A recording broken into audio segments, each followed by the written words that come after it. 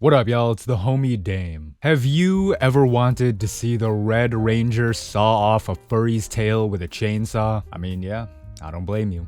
Men only want one thing, and it's that. Well, guess what? I have just the manga for you, and it's as horribly embarrassing and degenerate as you're imagining it to be. It's called Sentai Taboo. Let's get right into it.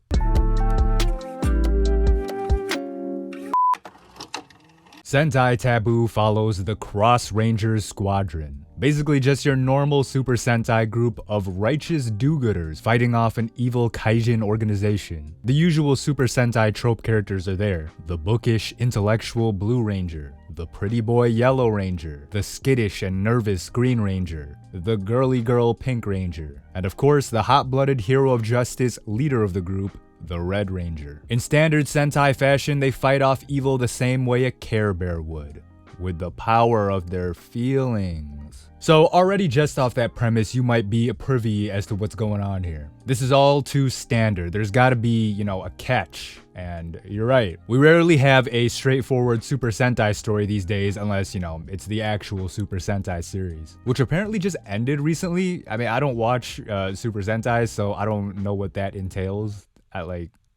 Did they defeat the Thanos of the Super Sentai world? I don't know. Anyway, it seems like the meta for storytelling these days within this subgenre is deconstructing the Super Sentai mythos. Everything from the Red Ranger Isekai to Go-Go Loser Ranger to love after world domination. All of these things serve as a way to look at typical Super Sentai tropes through a new lens. And Sentai Taboo is no exception.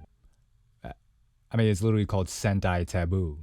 Did you think this would be like something airing on Jetix? So basically, the Cross Rangers are having trouble dealing with all the strong enemies they've been facing of late. And their resident man in the chair, Professor Shigeru, deduces that it's because their feelings aren't strong enough. Or at least one Ranger isn't on the same vibe as everyone else. And it's the Pink Ranger. So because of that, their super friendship power gun or whatever the fuck this is can't be used to full effect. So why has the Pink Ranger been down in the dumps? Well, because she has a crush on the Red Ranger and he hasn't reciprocated her feelings. He takes her out on a friendly little date and she tearfully confesses this to him. Now, before we go on, it should be noted that the Red Ranger, named Leo, hates the kaijin more than anything. Like, think about how much Frieren hates demons or something, or like Tanjiro hates demons. It's like that. His parents were killed protecting him from kaijin, so he hates them to like a psychotic extent. So he's willing to do anything to exterminate them. Anything? You say? Does that include piping the Pink Ranger so that she doesn't feel bad and drag the team down? You bet. And I mean, that's nice, right? He's just a team leader looking out for her needs. They're both adults well into their 20s and it's consensual on both sides, so what's the big deal if he gives her a little dose of dick every once in a while? Well, it turns out that the Red Ranger is married.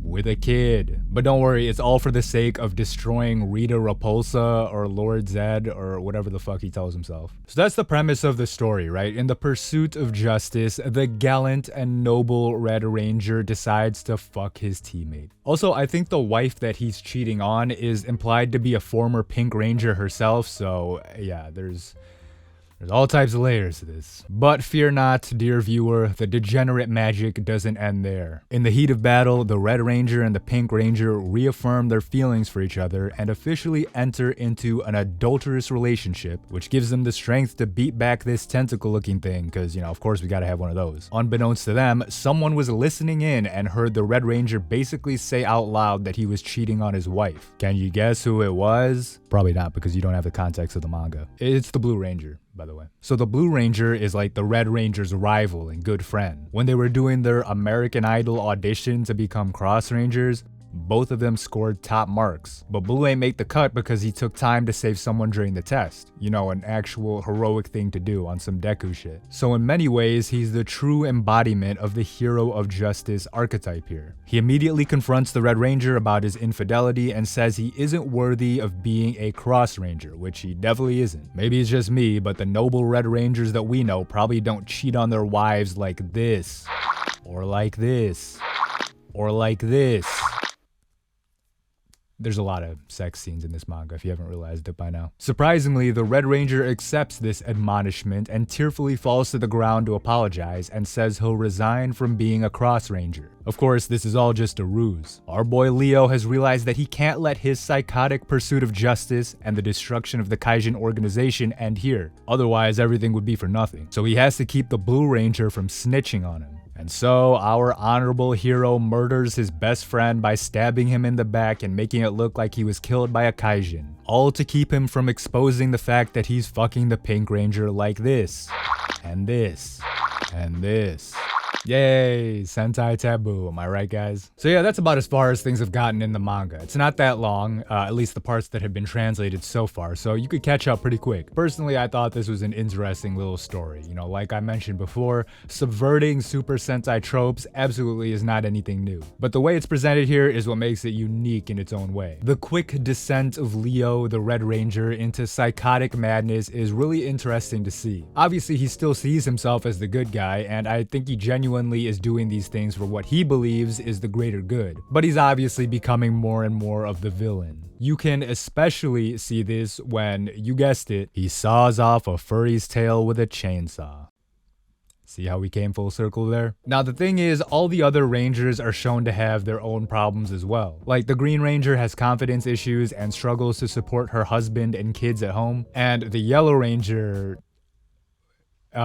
we don't know what's going on with him yet, but I can imagine it's something completely wholesome and innocent. Yeah, I don't know, it's not like terribly unique or even well written, and the art isn't anything to gush over, but I just think it's clever and entertaining. Definitely one of those page turners where you're like, let me just read one more chapter, I gotta know what happens next. So yeah, that's all I gotta say about Sentai Taboo. Just a quick little manga spotlight video for y'all. If you enjoyed it, leave a like and subscribe and hit up Patreon to support the channel. Also comment below who your favorite Power Ranger was. If you're from the West, like me, that is. Otherwise, you can name your favorite Super Sentai person, I guess. Or fuck it, name your favorite Kamen Rider, too. Otherwise, that's the video. Peace.